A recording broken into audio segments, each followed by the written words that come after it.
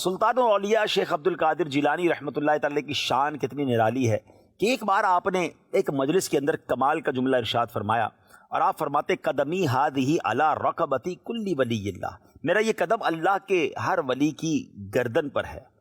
اللہ اکبر۔ یہ سن کر سیدنا شیخ علی بن حیتی اس وقت موجود تھے، اٹھے اور ممبر شریف کے پاس جا کر آپ نے اپنا قدم مبارک اپنی گردن پر رکھ لیا اور اس کے بعد تمام حاضرین نے اپنی گردنیں جھکا لی۔ یہ آپ کا مرتبہ ہے، لیکن سبحان اللہ اسپرچولی دنیا بھر میں جہاں جہاں اولیاء کرام تھے سب نے اس فرمان کو سنا اور سب نے سر جھکایا۔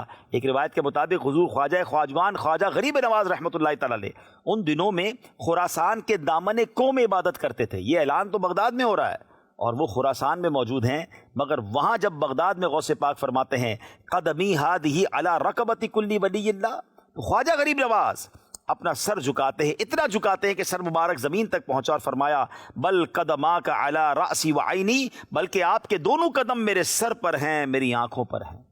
ہم منقبت کا ایک اور شعر سنتے ہیں نا، یہ دل یہ جگر ہے، یہ آنکھیں یہ سر ہے، جہاں چاہو رکھو قدم غوث اعظم۔ سبحان اللہ۔ اس سے معلوم یہ ہوا کہ خواجہ خواجگان خواجہ غریب نواز رحمۃ اللہ تعالی علیہ بھی محکوم ہیں اور سلطان الاولیاء حضور غوث پاک حاکم یعنی سب کے آقا ہیں۔ بہت بڑی ہستی ہیں حضرت شیخ احمد کبیر رفاعی رحمۃ اللہ تعالی۔ آپ ایک بار اپنی مجلس میں بیان فرما رہے تھے اور بغداد میں جب یہ فرمان غوث پاک نے کیا تو آپ نے سنا اور دوران بیان آپ کہتے ہیں علی رقبتی، میری گردن پر بھی آپ کا قدم ہے۔ لوگوں نے کہا یہ آپ نے کیا فرمایا؟ تو اب آپ نے فرمایا کہ اس وقت بغداد میں غوث پاک نے یہ اعلان فرمایا ہے کہ قدمی ہادھی علی رقبتی کل ولی اللہ، تو اس لیے میں نے گردن جھکا کر آپ کے حکم کی جو ہے وہ تعمیل کی ہے۔ سبحان اللہ۔ اب یہاں پھر کہ اولیاء کرام نے وہ آواز کیسے سنی؟ ناظرین مجھے ایک بات بتائیے، آج سائنس ترقی کر گئی ہے، چھوٹا سا موبائل ہمارے پاس ہوتا ہے۔ آج سے 15-20 سال پہلے ہم سوچ سکتے تھے کہ ہم بغیر کسی تار کے کسی سے دنیا بھر میں بات بھی کر سکیں گے؟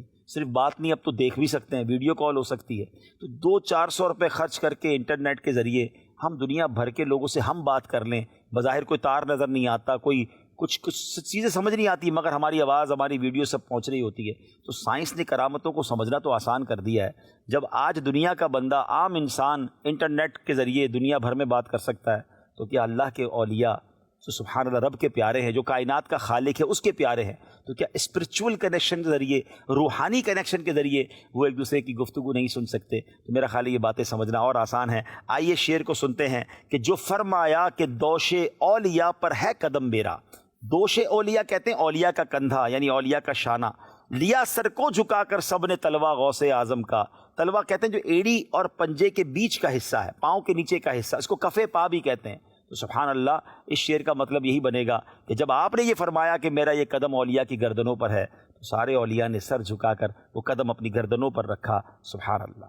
جو فرمایا کہ دوش اولیاء پر ہے قدم میرا، جو فرمایا کہ دوش اولیاء پر ہے قدم میرا، لیا سر کو جھکا کر سب نے تلوا غوث اعظم کا، لیا سر کو جھکا کر سب نے تلوا غوث اعظم کا۔